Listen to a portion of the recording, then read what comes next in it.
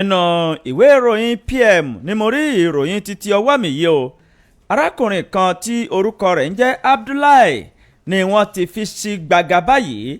inú gbàgà kirikiri ni wọ́n fi sí o nítorí wípé ó fẹ́ ṣe kinní yẹn fún ọmọ ọdún 13 tó jẹ́ ọmọkùnrin ni wọ́n bá náwó mú. ìwé ìròyìn PM ló kọ ìròyìn ọ̀hún jáde o. nínú ìwé ìròyìn Vanguard ní eléyìí wà níbi tí àwọn àjọ EFCC tí ọwọ́ wọn ti bà ẹni tí ṣe e-money wọ́n wá sọ pé ìdí rẹ̀ o tí àjọ EFCC tí wọ́n fi mú ẹni tí ṣe e-money nínú ìwé ìròyìn Vanguard mo ti fà síta. nínú ìwé ìròyìn Insight Ọ̀yọ́ ni mo rí ìròyìn títí ọwọ́ mi yìí tó fẹjú kẹ̀kẹ́ sí o tó sì ń ṣàlàyé wípé ìjọba àpapọ̀ ní orílẹ̀-èdè Nàìjíríà ni wọ́n ti ya owó kan tí iye rẹ̀ tó bílíọ̀nù 4 náírà. wọ́n ya owó ọ̀hún sọ́tọ̀ láti ṣe àtúnṣe sí àwọn ilé ìwòsàn tó wà ní inú UI. ìwé ìròyìn Insight Ọ̀yọ́ ló kọ ìròyìn ọ̀hún jáde. amúgbálẹ́gbẹ̀ẹ́ pàtàkì sí ààrẹ lórí ọ̀rọ̀ ìròyìn òun ló mà ti sọ̀rọ̀ kan síta tó sì rọ gbogbo àwọn ọ̀dọ́ obìnrin ó ní ẹ̀yin náà ẹ darapọ̀ mọ́ṣèlú ẹ máa dá sí ohun tó bá ti ní í ṣe pẹ̀lú gbogbogbò. obìnrin yìí òun ló sọ̀rọ̀ yìí léde nínú ìwé ìròyìn The Nation náà mo ti fà á síta. nínú ìwé ìròyìn Insight Ọ̀yọ́ náà ni mo sì wà tí mo rí ìròyìn yìí. ṣebí àgbà tí ò bá kẹun sọ̀rọ̀ yóò kẹtan sáré ni o. gómìnà Seyi Makinde ní ìpínlẹ̀ Ọ̀yọ́ ó fi ewé ọmọ ó fi mọ́ Olubadan létí àti Oluwo pẹ̀lú bí wọ́n ṣe ń sọ kò bákùngbé ọ̀rọ̀ síra wọn. ìwé ìròyìn Insight Ọ̀yọ́ ló kọ ìròyìn náà jáde. nínú ìwé ìròyìn The Nation náà lélẹ́yìí wà níbi tí Adédìran tí àwọn ẹgbẹ́ òṣèlú APC tí wọ́n ti fi ń dá Adédìran lójú pé wo bó bá darapọ̀ mọ́ ẹgbẹ́ òṣèlú APC a fi dá ọ lójú pé ò ní kábàámọ̀ ò ní gé kajẹ́. àwọn wo ni tálá Adédìran mú gan. àwọn ẹgbẹ́ òṣèlú APC ló ń sọ̀rọ̀ yìí fún Adédìran sábàdénú ìròyìn àmàrí The Nation náà mo sì mú síta. nínú ìwé ìròyìn Inside Ọ̀yọ́ ni mo wà báyìí o.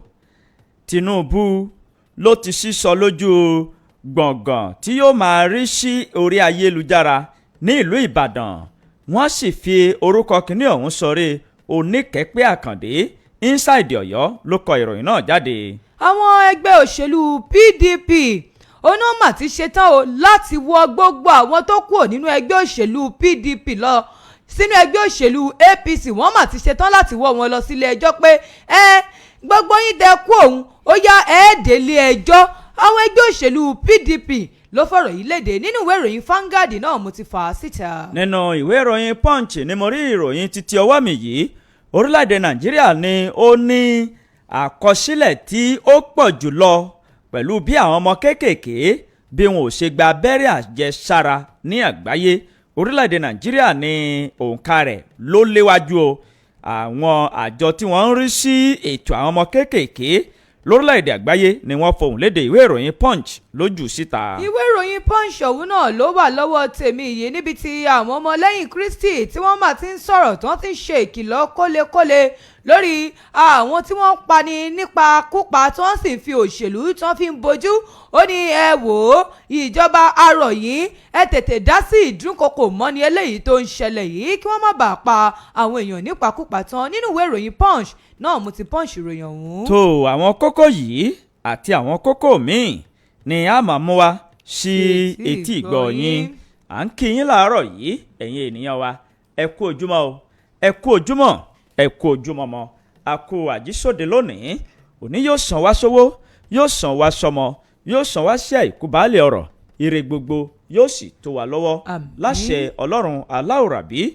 òní ni 30 ọjọ́ oṣù kẹrin ọdún 2025 láṣẹ Ọlọ́run Èdùmàrè ire wa yóò tẹ̀ wá lọ́wọ́ o. òní tún ni ọjọ́ àánú tó péye yóò jẹ́ tiwa láàárọ̀ yìí bá a ṣe ń jáde lọ. a sì ní ràrìn fẹsẹ̀ sí ní gbogbo ọ̀nà wa gbogbo. wọn ò ní jí wa gbé o. bẹ́ẹ̀ ni aya nínú ilé yìí kò ní kú. ọkọ nínú ilé yìí kò ní ṣàìsàn o. àwọn ọmọ wa wọn ò ní di àwọn ọmọ àwa la bí. Elédùmarè yóò sì wà pẹ̀lú wa o. ogun ká ná kan tán ká tó rí kan kò ní jẹ́ tiyín kò ní jẹ́ tiwa. ẹnu àpò wa yóò sì máa dọ̀tí ní gbogbo ìgbà láṣẹ Ìdùmarè. ìkànnì yín ìkànnì wa ìkànnì Ship 89.1 FM lè ní àǹfààní àti oore ọ̀fẹ́ láti máa gbọ́. Ìlú Òkè-Ò látakàn mọ́lẹ̀ sí ní ìjọba ìbílẹ̀ Kájọlà. Òkè-Ò ni wọ́n ń pè bí o, bóyá èyí ń ṣẹ̀ṣẹ̀ ń gbọ́ wa fún ìgbà àkọ́kọ́. Ship 89.1 FM ní ẹ láǹfààní láti máa gbọ́. Ìkànnì kọkàndínláàádọ́rùn pẹ̀lú ìyànmọ́sí tó gbé òkàn pọ̀n. Ìlú Òkè-Ò la fi ìdíkalẹ̀ sí ní ìjọba ìbílẹ̀ Kájọlà ní ìpínlẹ̀ Ọ̀yọ́. Abẹ́rẹ́kẹrẹ Adégbìtẹ́ lórúkọ mi, lórúkọ ẹnìkejì mi. ẹ̀yin ará lè mọ̀ káàárọ̀ ẹ kú ojúmọ́ ẹ kú ojúmọ́ mọ́ níbi gbogbo tí ẹ ti ń gbọ́ ìkànnì SIP 89.1 FM. ṣé ti mọ̀ pé ìkànnì ológo ni ìkànnì tó jálálá tó kanlẹ̀ dò, ìkànnì tí oríire ń wọ́ tì tìkẹ̀tìkẹ̀tìkẹ̀ tó jẹ́ pé ìwọ bó bá ti lè gbé polówó ọjà rẹ wá bẹ̀ báyìí oríire tilẹ̀ mọ́wọ́ náà nu automatically ó ti mọ̀ pé ìwọ gan ti di olóríire nu. ìkànnì tó jẹ́ wípé gbogbo àwọn ọjà tó ti ń ṣe tíkọ́tíkọ́ tó ń lọ́nlẹ̀ bí wọ́n bá ti gbé wá báyìí níṣe ni ó máa yá wàrà. òun náà ní SIP 89.1 FM tá a fi kalẹ̀ sílùú Òkè-Ò. ẹ ti mọ̀ pé lójoojúmọ́ ni bó bá ti di aago 7 gẹ́rẹ́gẹ́ lẹ máa gbóhùn wa lórí afẹ́fẹ́ lórí ètò àjíbúná. a tún ti dé láàárọ̀ yìí ò bá ṣe máa ń ṣe lójoojúmọ́.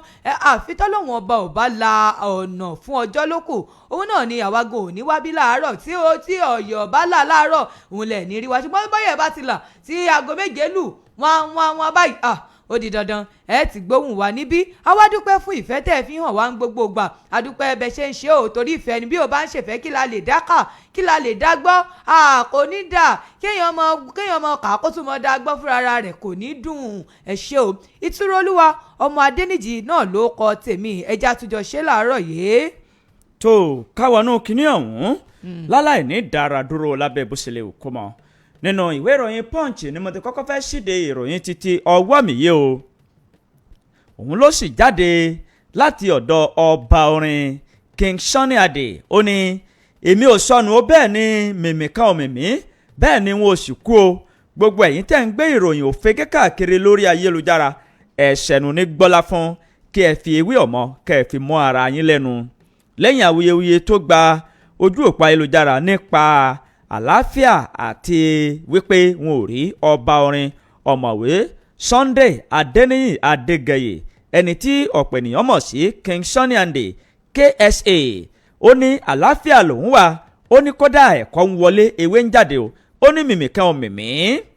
lójú òpó Instagram rẹ̀ ní King Sunny Adé ló ti ṣàlàyé ọ̀rọ̀ yìí lọ́jọ́ kejì ìròyìn tó kọ́kọ́ jáde wípé wọ́n ti jí bàbá òun gbé àti wípé wọn ò rí mọ́ o. ọ̀kan nínú àwọn ọmọ rẹ̀ Dámilọ́lá Esther Adéníyì Adégẹyè ló gbé ọ̀rọ̀ ọ̀hún jáde lójú òpó ayélujára tó ní òun ò rí bàbá òun mọ́ ẹgbàá míì. nígbà tó ń tako ìròyìn náà Sunday Adégẹyè ó ṣàlàyé pé òun lòdì sí ìròyìn òfegè tó kọ́kọ́ jáde láti ọ̀dọ̀ ọmọ òun ìyẹn Dámilọ́lá Esther Adéníyì Adégẹyè àti àwọn alábàáṣiṣẹ́pọ̀ rẹ̀ tí wọ́n sọ yìí pé òun ti sọnù àti pé òun kò wà ní àlàáfíà tó péye. ó ní èmi eléyìí èmi ọ̀mọ̀wé Sunday Adéníyì Adégẹyè MFR táwọn ènìyàn mọ̀ sí King Sunny Adé. ó ní àlàáfíà tó péye ni mo wà. ó ní irọ́ ikú ni wọ́n ń pa mókè. ó ní gbẹ̀ngbẹ̀ng tòkè òkè gbẹ̀ngbẹ̀ng 20 ọdún lónìí òkè kì í kú òkè kì í yẹ̀. ó ní irọ́ pátápátá ni ìròyìn tí Dámilọ́lá Esther Adéníyì Adégẹyè tó gbé jáde yìí o. ó ní èmi mo wà lálàáfíà o. ó ní kò sí ohun tó ṣe mí bẹ́ẹ̀ ni wọn ò jí mi gbé.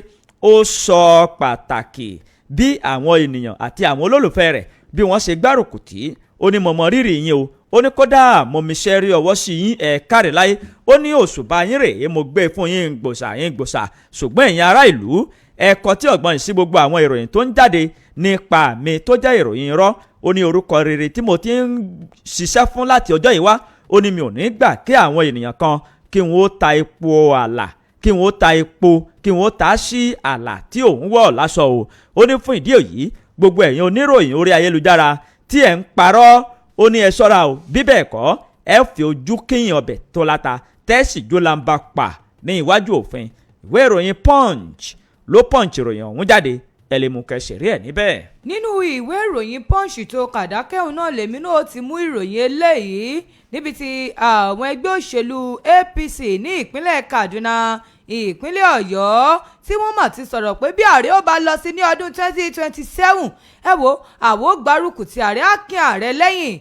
Àwọn alẹ́nulọ́rọ̀ ọ̀nà ẹgbẹ́ òṣèlú APC ẹ̀ka ti ìpínlẹ̀ Kaduna àti ìpínlẹ̀ Ọ̀yọ́ òun ni wọ́n mà ti fọwọ́ sọ̀yà tí wọ́n sì ti sọ̀rọ̀ pé ẹ wo àwo gbárùkù tí ààrẹ Bọ́lá Ahmed Tinubu fún ti ètò ìdìbò ọdún 2027 tí wọ́n sì sọ wípé ó ní àwọn àfojúsùn adarí rere ìdàgbàsókè àti mímú èèyàn lọ láti sa àwọn ipa rere kan lábẹ́ ìrètí ọ̀tun. Nígbà tí ẹni tí í ṣe adarí àwọn ẹgbẹ́ òṣèlú APC ní ìpínlẹ̀ Kaduna àti àwọn olùgbárùkùtì ní ìjọba ìbílẹ̀ Soba ní ìpínlẹ̀ náà tí wọ́n parí níbi ètò ìpàdé kan léyìí tó wáyé ní ọjọ́ Ìṣẹ́gun lábẹ́ ẹni tí í ṣe kọmíṣánná fún ọ̀rọ̀ tó bá ní ṣe pẹ̀lú iṣẹ́ ṣíṣe Ibrahim Hamsa àti àwọn ẹgbẹ́ kan tí wọ́n kin gómìnà Uba Sani lẹ́yìn ni wọ́n bá ní pé ẹ wò ó àwọn máa inú àwọn dùn tó sì jẹ́ wípé ó jẹ́ ohun ìwúrí fún àwọn wípé gómìnà Uba Sani òun ló ń ṣe dáadáa gẹ́gẹ́ bí Hamsa ṣe sọ tó sì sọ wípé àwọn tó jẹ́ àwọn èèyàn Soba ń gan nínú wọn dùn yùngbàyùngbà yùngbàyùngbà ó ní ṣe rí gbogbo iṣẹ́ tí wọ́n ń ṣe láwọn ìpínlẹ̀ yìí òun ló jẹ́ àwọn iṣẹ́ tí ó mà ṣe dáadáa ó ní ṣe ti ojú ọ̀nà ní ká sọ ni àbí ti omi àbí àwọn ẹ̀ṣọ́ aláàbò àbí nípa iṣẹ́ ọwọ́ káàkiri Hamsa ló wá ní òun gbóríyìn fún àwọn iṣẹ́ tí gómìnà náà tó ti ṣe o ó ní kélé yóò máa ṣe àhesọ lásán ṣùgbọ́n nítorí pé gbogbo ohun tá a fojú wa rí eléyìí tí gómìnà ti ṣe tí àwa sì jẹ́ kan lára àwọn tí ó ń sọ ẹ̀rí nípa àwọn nǹkan tó ṣe bẹ́ẹ̀ ló ṣe àwọn àlàkalẹ̀ àwọn iṣẹ́ tí gómìnà náà ti ṣe gẹ́gẹ́ bí Hamsa bó ṣe sọ ó ní ọ̀nà Dungia sí Turawa ó ní ìṣẹ́rí pé ó ṣe ilé ìwòsàn tí ó wà ní Mangana ó ṣe ó ní ọ̀pọ̀lọpọ̀ nǹkan ni ó mà ṣe ń bẹ̀ ẹni tí ṣe alága ìjọba ìbílẹ̀ Soba náà òun náà sọ̀rọ̀ nígbà tí ẹnìkan ó máa sọ̀rọ̀ ṣéwù ó ní òun gbóríyìn fún ààrẹ Bọ́lá Tinubu pé ṣe rí ààrẹ Bọ́lá Tinubu bí ààrẹ ṣe mú ètò ọrọ̀ ajé àti ètò ọrọ̀ ààbò lórílẹ̀‐èdè Nàìjíríà yìí ó mà jẹun tó yani lẹ́nu pé àṣọ orílẹ̀‐èdè Nàìjíríà gan lè padà ṣe dáadáa ní ẹni tí ṣe ọ̀gá fún àwọn alẹ́nulọ́rọ̀ ní ìpínlẹ̀ Ọ̀yọ́ ti inú ẹgbẹ́ òṣèlú APC lásìkò ìpàdé tiwọn náà tó wáyé ní iléeṣẹ́ ìjọba tí ó wà ní Òkè Àdó nílùú Ìbàdàn níbi tí ìpàdé náà tó ti wáyé níbẹ̀ ni wọ́n ti ń pé ẹni tí ṣe alága ọ̀hún Alhaji Ọláìdé Abbas ó ní ààrẹ ṣe àpẹẹrẹ wípé ó ní ìgboyà ó ní ìrẹ̀lẹ̀ ó sì ní ohun tí èèyàn fi ń darí ó ní ṣe rí àfojúsùn ààrẹ ni láti mú orílẹ̀-èdè Nàìjíríà láti yí padà láti sọ di orílẹ̀-èdè gidi ó ní ta sì gbàgbọ́ wípé ìgbàgbọ́ wa ni pé orílẹ̀-èdè Nàìjíríà nígbà tárí ó bá fi parí sáà wọn tí wọ́n ń lò lọ yìí ẹ rí i pé ìgbà ọ̀tun yóò ti dé o gẹ́gẹ́ bó ṣe fi kún ó ní ẹ rí i pé àwọn ẹgbẹ́ òṣèlú PDP gbogbo wọn ń ya kúrò nínú ẹgbẹ́ òṣèlú PDP sọ́nyà lọ sínú ẹgbẹ́ òṣèlú APC ó ní àwọn ẹgbẹ́ òṣèlú APC nípínlẹ̀ Ọ̀yọ́ yìí àìwò àwa gan àkẹrẹ ń bẹ̀ gbogbo yẹn máa bọ̀ àgbà yín wọlé o ẹni tí ṣe akọ̀wé fún ẹgbẹ́ òṣèlú APC nípínlẹ̀ Ọ̀yọ́ Alhaji Tajudeen Ọlánìtẹ́ òun náà ló tún sọ̀rọ̀ ó ní sẹ́rí ààrẹ Tinubu yìí ló jẹ́ wípé àfojúsùn rẹ̀ òun ní fún ibi gíga tí ó ti jẹ́ pé ó ti fojúsùn fún orílẹ̀-èdè Nàìjíríà ó ní àwọn sì dúró gbáǹgbá lẹ́yìn rẹ̀ pé ẹ wo omi mi kan ò lè mì yín ààrẹ ọdún 2027 yìí a wà lẹ́yìn yín gbágígbágí kò sí nǹkan kankan tí ó ṣe yín o a wà lẹ́yìn yín a sì tẹ̀ sójú ẹ̀ fún yín yóò sì wọlé síbẹ̀ ní ọdún 2027 ìròyìn ọ̀hún gùn díẹ̀ bẹ́yìn bá fẹ́ ṣeré lọ sínú ìwé ìròyìn Punch kẹlọ́mù kẹsẹ̀rí ẹ̀ níbẹ̀. nínú ìwé ìròyìn Punch tó kà dákẹ́hùn lèmi náà ti fẹ́ mú ìròyìn tọwọ́ mi yé o iṣẹ́ mà bọ́ lọ́wọ́ mínísítà kan lẹ́yìn ẹ̀sùn wípé ó fi tipátipá ó fi bá ọmọbìnrin ẹni ọdún mẹ́rìndínlógún ó fi bá a ní àjọṣepọ̀. mínísítà tó ń rí sí iṣẹ́ ọ̀gbìn lórílẹ̀‐èdè Namibia Mark Abbott ni wọ́n ti gba iṣẹ́ lọ́wọ́ rẹ̀ báyìí látàrí ẹ̀sùn ìfipábánilòpọ̀ tí ó ṣe pẹ̀lú ọmọdébìnrin kan awẹ́lẹ́wà obìnrin gẹ́gẹ́ bí àwọn ọlọ́pàá ṣe wí ọdún 5 sẹ́yìn ní ìṣẹ̀lẹ̀ ìfipábánilòpọ̀ yìí ló wáyé wọ́n ní ọmọ ọdún mẹ́rìndínlógún náà ni Albert ni ó fi tipátipá bá ní àjọṣepọ̀. Sátidé tó kọjá yìí ni wọ́n tún mú un lẹ́yìn tí wọ́n lọ fi owó ó lọ fi bẹ ọmọ náà wípé kó gbé ẹjọ́ náà kúrò ní ilé ẹjọ́. Àwọn agbófinró ni wọ́n bá yarí o. Ẹni ọdún 69 ni arákùnrin náà ni ó jẹ́ báyìí tó sì ń jẹ́ ẹjọ́ wípé ó ti fi kinní rẹ̀ ó ti fi ṣe ìṣekúṣe. Ọjọ́ Ajé ni wọ́n fi ojú rẹ̀ balẹ̀ ẹjọ́ tí kóòtù tí wọ́n sì kọ́kọ́ gba béèlì rẹ̀. Ẹ rántí pé láìpẹ́ yìí ni obìnrin gba ipò ààrẹ ní orílẹ̀-èdè yìí, ìyẹn Natumbo Nadi ni wọ́n sọ pé ó di ààrẹ ní orílẹ̀-èdè tí à ń wí yìí. Ẹ̀sùn tí mínísítà yìí tó ń jẹ́ ni wípé ó ń lo ọgbọ́n àlùmọ̀kọ́rọ́ yìí tó sì tún lo ọgbọ́n ẹ̀wẹ́ láti fi ṣe kinní yẹn fún ọmọdébìnrin èyí tí kò tí ì dá nǹkan kan mọ̀. Àtẹ̀jáde tí ó ti ọ́fíìsì ààrẹ ní orílẹ̀-èdè náà jáde ni wípé kí wọ́n lè kúrò ní ilé ìgbìmọ̀ asòfin. Bẹ́ẹ̀ ni oríṣiríṣi ẹ̀sùn ni wọ́n fi kàn án, bíi wípé ó ń ṣe ikú pa àwọn ènìyàn, bẹ́ẹ̀ ni ó tún lo ẹgbọ́n ẹ̀wẹ́ láti máa fi ṣe kìnìyàn fún abo, àti wípé o oríṣiríṣi ọgbọ́n burúkú ló wà nínú rẹ̀. Mínísítà náà ni wọ́n sọ pé yóò wà ní àhámọ́ títí di ọjọ́ 3 oṣù kẹfà ọdún 2025 tí a wà yìí. Ìwé ìròyìn Punch lójú jáde, ẹ lè mú kẹsẹ̀ rí ẹ̀ níbẹ̀. Nínú ìwé ìròyìn Vanguard náà ni eléyìí wà, níbi tí àwọn ọmọlẹ́yìn Kristi àgbáríjọpọ̀ wọn yìí CAN Christian Association of Nigeria tí wọ́n mà ti bu ẹnu àtẹ́ lu ìròyìn èké tako Seyi Tinubu, ẹni tí ṣe Reverend John Joseph Ayab, alága àwọn ọmọlẹ́yìn Kristi lórílẹ̀‐èdè Nàìjíríà ní àwọn àríwá 19 ní ìpínlẹ̀ 19 tí ó wá láti àwọn apá àríwá àti olú ìlú ilẹ̀ wa Àbújá ni ó ti jẹ́ wípé ẹni tí ṣe alága fún àwọn ọmọlẹ́yìn Kristi lórílẹ̀‐èdè Nàìjíríà yìí ló ti bu ẹnu àtẹ́lu ìwà àṣìdarí àti àwọn àṣìsọ ọ̀rọ̀ àti àwọn ìròyìn burúkú eléyìí tí wọ́n ń gbé kí tako Seyi Tinubu, ọmọ ààrẹ Bọ́lá Tinubu, nígbà tí alága fún àwọn àjọ CAN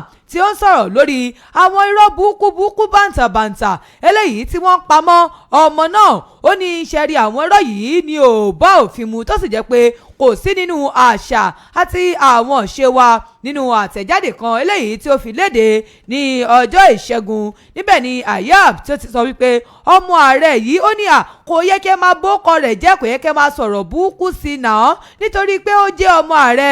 Nínú àtẹ̀jáde náà, lára nǹkan tí ó kọ síbẹ̀ ni pé ẹ̀yin oníròyìn ẹ yé máa lo orúkọ àwọn ènìyàn láti fi sọ ìsọkúsọ. Ó ní nítorí pé ó jẹ́ ọmọ Tinubu, ó ní ìyẹn ò sọ wípé òun gan ò lè dèèyàn ńlá láwùjọ. Ẹ yé máa sọ ọ̀rọ̀ tí ò bá kùn gbé sí àwọn ènìyàn. Ó ní ṣe mọ̀ pé ọmọ Tinubu yìí ó ní ayé tí ó gbé lẹ́yìn ìgbà tí bàbá rẹ̀ bá kú ní òróyè, nígbà tó jẹ́ wípé àwọn ènìyàn ni wọ́n ti rí ààyè nínú kéèyàn máa borúkọ èèyàn jẹ́ kí wọ́n sì máa bu ẹnu àtẹ́lu orúkọ èèyàn. Ayab nígbà tí ó ń sọ̀rọ̀ wípé àwọn tí ó jẹ́ àwọn àjọ ẹlẹ́sìn ó ní ṣe tẹ̀ rí àwọn míì gan wọ́n á máa ṣe ìkọlù sí ara wọn láì nídìí. Ó ní àwọn olórí àwọn kìrìsìtẹ́nì ẹ wò à ń gbà yín níyànjú, gbogbo ẹ̀yin oníròyìn, ẹ̀yin akọ̀ròyìn, gbogbo ẹ̀yin tí ẹ̀ ń gbóhùn sáfẹ́fẹ́ pátá, gbogbo yín òun là ń sọ fún wípé ẹ wò ó ẹ yé máa sọ àwọn ọ̀rọ̀ eléyìí tí ó máa bó ọkọ̀ èèyàn jẹ́, ẹ yé máa wu ìwà eléyìí tí ó máa tàbùkù bá orúkọ ẹnikẹ́ni. Ó ní gbogbo àwọn ọ̀rọ̀ eléyìí tí wọ́n ń gbé káàkiri gẹ́gẹ́ bí ọmọ orílẹ̀-èdè Nàìjíríà, ó ní iṣẹ́ ò wá sí òtítọ́ kan nípa àwọn tẹ́tí ń parọ́ wọn, tẹ́tí ń sọ̀rọ̀ bú, tẹ́tí ń sọ irọ́ nípa wọn, ṣé ò wá sí òtítọ́ kan níbi ọ̀rọ̀ wọn ni. Ó ní kò sí ojú òpó ayélujára kankan tó yẹ kí wọ́n gbà láyè láti máa kọ àwọn nǹkan tí ò tọ́ nípa àwọn èèyàn, àyàfi tó bá jẹ́ pé wọ́n máa ti ṣe àwọn iṣẹ́ ìwádìí wọn ni. Ó ní ẹ jẹ́ ká máa ṣe àjọyọ̀ ara wa, ká má máa wá ìparun ara wa. Ó ní ṣùgbọ́n lónìí ìparun ara wa òun ni àwọn èèyàn máa ń ṣe àjọyọ̀ lé lórí, tí wọ́n sì máa wá bí oníkálukú yóò ṣe ṣubú. Nígbà tí Ayab ń sọ̀rọ̀, ó ní ẹ̀wẹ̀ ó rọ gbogbo ọmọ orílẹ̀-èdè Nàìjíríà, ó ní ẹ dákun ẹ ta kété sí àwọn ohun tó bá ti ní ṣe pẹ̀lú ìròyìn òfégè, àwọn ìròyìn irọ́ eléyìí tó lè ba oko èèyàn jẹ́ àbí tó lè dá wàhálà lẹ̀ fún àwọn ọ̀dọ́ lórílẹ̀‐èdè yìí àbí fún ọjọ́ iwájú wọn. Ó ní ẹ rò ó dáadáa o, ẹ rò ó dáadáa o, ẹ rò ó dáadáa. Bọ́kọ̀ èèyàn kan bá tọwọ́ rẹ bàjẹ́ o ti mọ̀ pé ìwọ gan-an ò ní ọjọ́ ọ̀la. Ẹni tí í ṣe Reverend John Joseph Ayab òun ni ó sọ̀rọ̀ yìí léde. Bẹ́yìn bá fẹ́ ṣẹ̀rí ẹ̀ ẹ lọ sínú ìwé ìròyìn Vanguard kẹ́ lọ mú kẹ́ ṣẹ̀rí ẹ̀ níbẹ̀. nínú ìwé ìròyìn Daily Trust ni mo rí ìròyìn títí ọwọ́ mi yìí o. dókítà ní ìpínlẹ̀ Kwara ó mà ti di ohun tí wọ́n ń wá káàkiri báyìí o. wíwá kiri fún títí aburú kọ́ o. wọn ò rí dókítà tí wọn ó gbà sí ẹnu iṣẹ́ mọ́ báyìí nítorí wípé púpọ̀ àwọn tí wọ́n jẹ́ dókítà tí wọ́n perégedé fi gbọ̀rọ̀ jẹ́ka gbogbo wọn ni wọ́n ti jápa tán. ìjọba ìpínlẹ̀ Kwara wọ́n fohùn léde wípé a ò rí dókítà gbà sẹ́nu iṣẹ́ mọ́. ìjọba ìpínlẹ̀ Kwara wọ́n ké gbàǹjarè wọ́n ké ìbò sí tó lóhùn òkè wípé a ò mà rí dókítà tó perégedé fi gbọ̀rọ̀ jẹ́ka mọ́ láti gbà sí iṣẹ́ nítorí wípé púpọ̀ àwọn dókítà wọ̀nyí ni wọ́n ti jápa.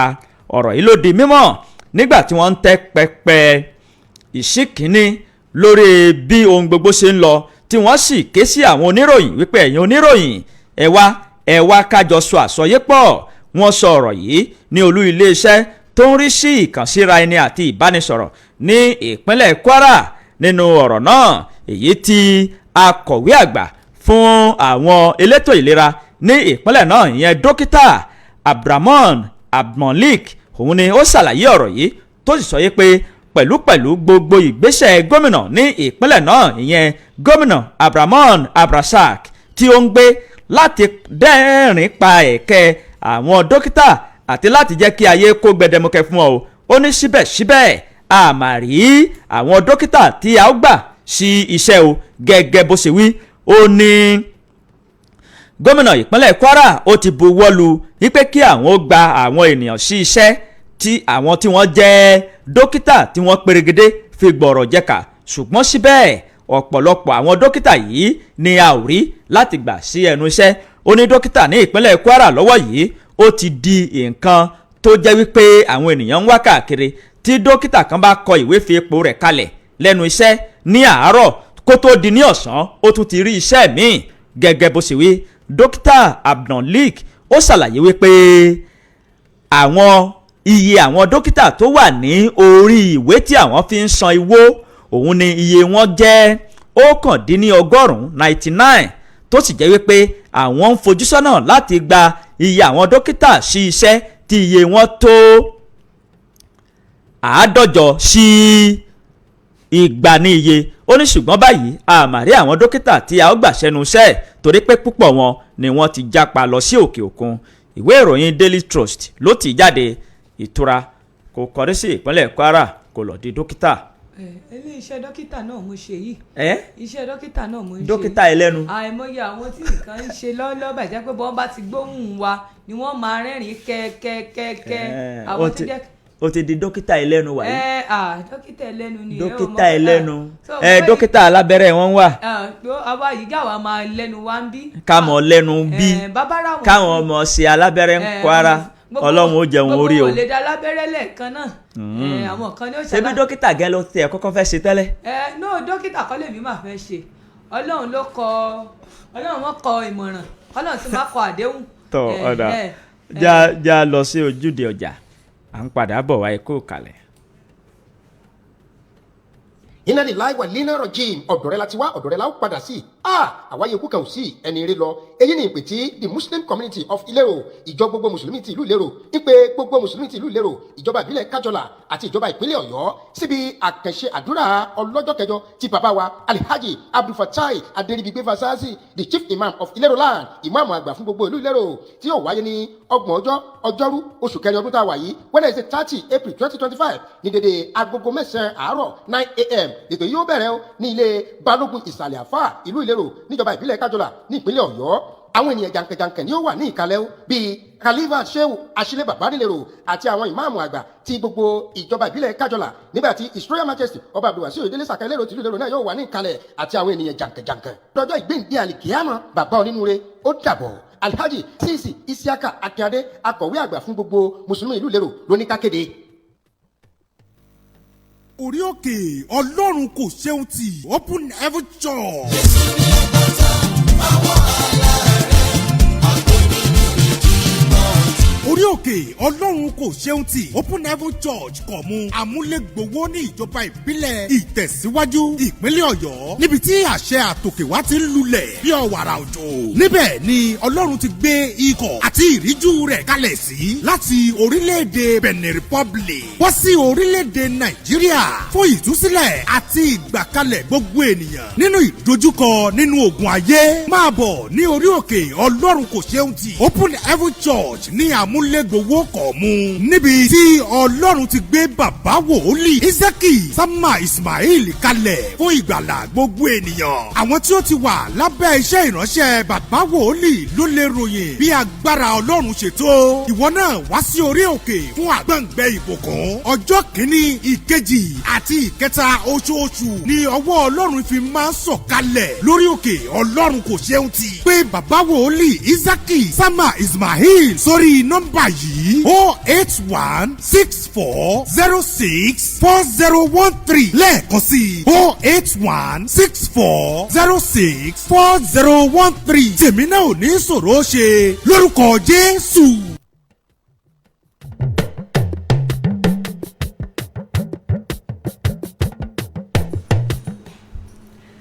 ẹ káàbọ̀ padà láti ojúde ọjà tàti lọ ṣe ìpolówó ẹ̀yin náà ẹgbẹ́ ìpolówó yín wá sí iléeṣẹ́ SIP 89.1 FM gbogbo ọjà yín eléyìí tó mẹ́ẹ̀ẹ́ ẹgbẹ́ wá gbogbo ohun tẹ̀ ń tà kódà ìwọ tọ́wọ́ bá ń fọwọ́ tó ń fẹsẹ̀ lásán ẹgbẹ́ wà táwọn èèyàn bá ti mọ̀ pé ohun tó ń ṣe nù wọ́n wá máa rajà ní tìkẹ́tìkẹ́ ìròyìn wa ń tẹ̀ síwájú nínú ìwé ìròyìn The Nation náà ni ìròyìn eléyìí wà níbi tí àwọn ẹgbẹ́ òṣèlú APC tí wọ́n ti ń sọ fún Adédìran wípé wò ó sórí o ní kábàámọ̀ wípé o wà nínú ẹgbẹ́ òṣèlú APC wọ́n sì sọ̀rọ̀ ìdánilójú fún Adédìran àwọn ẹgbẹ́ òṣèlú APC ẹ̀ka ti ìpínlẹ̀ Èkó ni wọ́n ti sọ̀rọ̀ fún olùdíje sípò gómìnà fún ti ọdún 2023 nínú ẹgbẹ́ òṣèlú PDP ìyún dókítà Abdulazeez Adédìran bí ó ṣe padà sínú ẹgbẹ́ òṣèlú APC wọ́n ní wò ó ní kábàámọ̀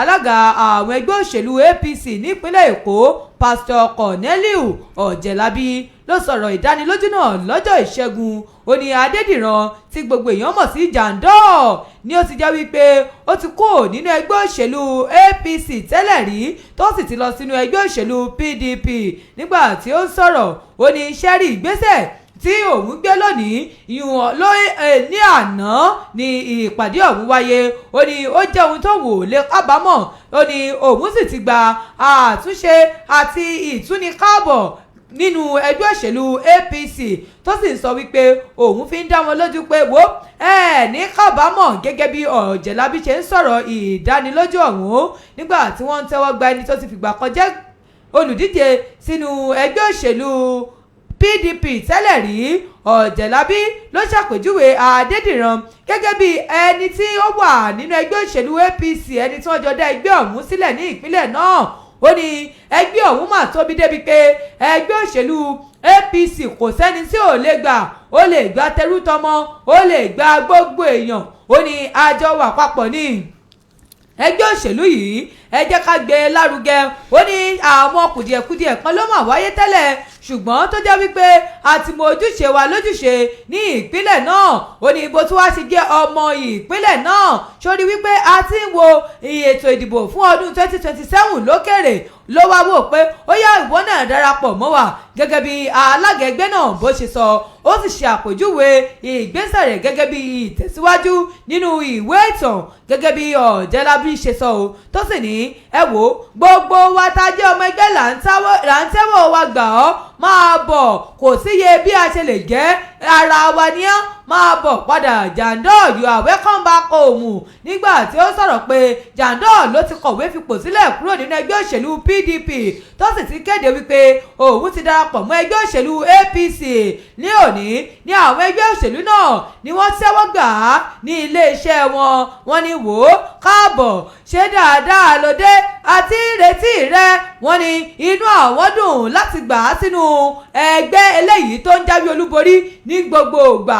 Wọ́n sì fi kún wípé ṣé rí gbogbo àwọn ìpinnu àwọn ìlànà àwọn nǹkan táwọn fẹ́ ṣe òun ní pé àwọn máa ṣe ìwọ́de tí ó jẹ́ kẹ́ gbogbo èrò pọ̀ ńbẹ̀. Ó ní eléyìí níbẹ̀ láti ti sọ̀rọ̀ tá a sọ gbogbo ìpẹ́tọ̀ gbogbo wa lámọ̀ tí wàá nú ẹgbẹ́ wá sí pé wọ́n mú ẹ̀yin èèyàn ẹ̀ máa bọ̀ gbogbo ẹ̀yin tẹ́ bá fẹ́ wá sínú ẹgbẹ́ òṣèlú APC ẹ̀ ní kábàámọ̀ mọ̀lẹ́bí kan ní ẹgbẹ́ òṣèlú APC inú wọn dùn wọ́n sì sọ̀rọ̀ ìwúrí pé bí àwọn ṣe gba Jandor padà sínú ẹgbẹ́ òṣèlú APC òun ni ó jẹ́ ohun ìwúrí tí wọ́n sì fi ọwọ́ sọ̀yà wípé àwọn gbárùkù ti ààrẹ Bọ́lá Tinubu àti gómìnà Babájídé Sanwó-Olú tí wọ́n wá rọ gbogbo àwọn olùgbé ìpínlẹ̀ Èkó. Wọ́n ní ẹ wà ní ìrètí kẹ́sì fọwọ́sowọ́pọ̀ pẹ̀lú ẹgbẹ́ òṣèlú APC fún àwọn ìdàgbàsókè àti àwọn àkànṣe iṣẹ́ ní ìpínlẹ̀ náà. Bẹ́yìn bá fẹ́ ṣẹ̀rí ẹ lọ sínú ìwé ìròyìn The Nation eléyìí tó jáde fún tàárọ̀ yìí kẹlọ́mù kẹsẹ̀rí ẹ̀ níbẹ̀. Ká tó tẹ̀síwájú ká lọ sí ẹ̀ka ìkéde àti ìpolówó ọjà wa. Tẹ́tí sí ìkéde pàtàkì yìí èyí ni láti fi tó gbogbo ènìyàn létí wípé iléeṣẹ́ Ship 89.1 FM wọ́n ń wá àwọn ènìyàn tó kọ́ nípa kọ̀ǹpútà ní ilé ẹ̀kọ́ àti àwọn tó ṣe English and Political Study. Bẹ́ẹ̀ ni à ń wá awakọ̀ driver kí wọ́n yọjú sí iléeṣẹ́ Ship 89.1 FM lọ́jọ́ ajé ọjọ́ 5 oṣù 5 ọdún 2025 pẹ̀lú àwọn ìwé ẹ̀rí tó yẹ àti àwọn ìwé láti fi sọwọ́ wípé àwọn ń wá iṣẹ́. Àwọn aláṣẹ ilé ìgbóhùnsáfẹ́fẹ́ Ship 89.1 FM ló ń kéde. Ìròyìn wa ìtàn síbẹ̀ ó sì ń tẹ̀ síwájú. Àwọn adìhámọ́ra tí wọ́n gbé ìbọn lóríṣiríṣi tẹ́nikẹ́ni kò tí ì mẹ́yẹ tó sùn wọ́n báyìí ni wọ́n ṣe ikú pa dókítà alábẹ́rẹ́ kan tó wà lẹ́nu iṣẹ́ ní ilé ìwòsàn University of Benin Teaching Hospital. Ìwé ìròyìn PM ló kọ ìròyìn náà o.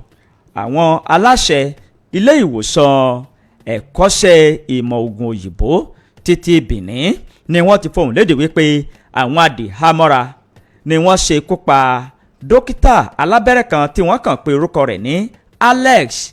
Wọn ì tí ì mọ àwọn adìhámọ́ra tí wọ́n gbé ìbọn lóríṣiríṣi yìí gẹ́gẹ́ bí nǹkan tí ìwé ìròyìn PM tó jábọ̀ rẹ̀ ó ṣàlàyé wípé àwọn adìhámọ́ra tí wọ́n gbé nǹkan ọjà yìí ni wọ́n yabo ilé ìwòsàn yìí ní ọjọ́ Ẹtì tó rí kọjá tí wọ́n sì bẹ̀rẹ̀ sí ní yin ìbọn sókè. Kódà púpọ̀ àwọn tí wọ́n gba ìtọ́jú ni wọ́n gbé àkéte wọn tí wọ́n fi ẹsẹ̀ fẹ́. Nínú fọ́nrán fídíò kan tó mi orí ayélujára tìtìtì ni a ti rí fọ́nrán fídíò yìí gẹ́gẹ́ bí ìwé ìròyìn PM bó ṣe ń jábọ̀ rẹ̀. Ẹnìkan tó jẹ́ ènìyàn pàtàkì ní ilé ìwòsàn yìí tí wọ́n pe orúkọ rẹ̀ ní Joshua Uwala òun ni ó fi ìdí ìròyìn yìí múlẹ̀ fún àwọn oníròyìn tó sì ṣàlàyé wípé àwọn ti fi ọ̀rọ̀ náà tó àwọn agbófinró létí tí wọ́n sì ti bẹ̀rẹ̀ sí ní ṣe iṣẹ́ ìwádìí ṣùgbọ́n wọ́n ṣe ikú pa dókítà àwọn kan tó jẹ́ wípé ọpọlọ rẹ̀ mú tí ó sì ń ṣiṣẹ́ bó ṣe tó àti bó ṣe yẹ lẹ́nu iṣẹ́ ni wọ́n ti ṣe ikú pa. Kí Ọlọ́run kó ṣàánú wa o kí iṣẹ́ wa kó má kọjú ìjàdá wa ká sì má wà ní ẹnu iṣẹ́ nígbà tí ilẹ̀ bá ń pò rìnrìn. Ìwé ìròyìn PM ló kọ ìròyìn náà jáde ẹ lè mú kẹsẹ̀rí ẹ̀ níbẹ̀. Nínú ìwé ìròyìn Vanguard náà ni eléyìí wà níbi tí wọ́n ti sọ̀rọ̀ síta ìròyìn ọ̀hún sì ń sọ pé ìdí rẹ̀ o tí àwọn àjọ EFCC tí wọ́n fi mú ẹni tí ṣe e-money.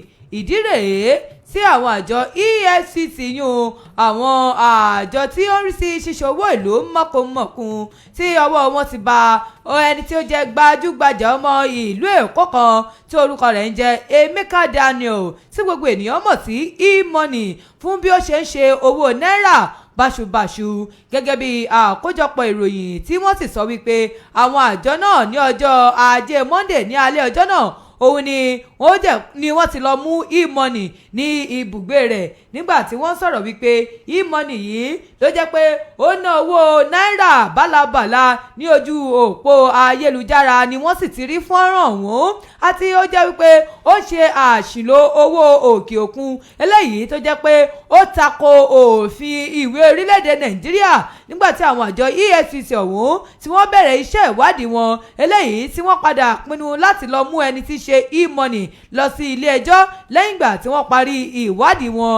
Ìròyìn fi yé wa wípé gẹ́gẹ́ bí wọ́n ṣe sọ wípé e-money yìí ló jẹ́ pé ẹ̀sùn tí wọ́n fi kàn án ó ní ẹ̀sùn wípé ó ná owó bálabàla níbi ìnáwó kan eléyìí tí ó wáyé ní ìpínlẹ̀ Èkó bó tiẹ̀ jẹ́ wípé ibi fọ́nrán ọ̀hún gan wọn ò fi léde nígbà tí ẹni tí í ṣe agbẹnusọ fún àwọn àjọ EFCC tí ó ń sọ̀rọ̀ ọ̀gbẹ́ni Délé Oyèwálé ni ó sọ wípé ṣẹ́rí àwọn ọ̀rọ̀ tí wọ́n ń sọ yìí pé ẹ wò àwọn máa sì ń ṣe iṣẹ́ ìwádìí lọ́wọ́ lórí rẹ̀ ni pé ẹ wò tí wọ́n bá ti parí iṣẹ́ ìwádìí ẹ̀ báyìí gbogbo ohun tí bá ń lọ báyìí ni wọ́n sì fi tó ẹ̀yin ará lé létí bẹ́yìn bá fẹ́ ṣẹ̀rẹ̀ lọ sínú ìwé ìròyìn Vanguard kẹlọ́mù kẹsẹ̀rí ẹ̀ níbẹ̀. nínú ìwé ìròyìn PM náà ni mo wà tí mo rí ìròyìn ọwọ́ mi yìí o tó fẹjú kẹ̀kẹ́kẹ́ tó sì tún ń ṣe ìkìlọ̀ fún gbogbo àwọn òbí àti alágbàtọ́ wípé ẹwà lójúlálá kan fi sọrí lórí àwọn ọmọ yín o.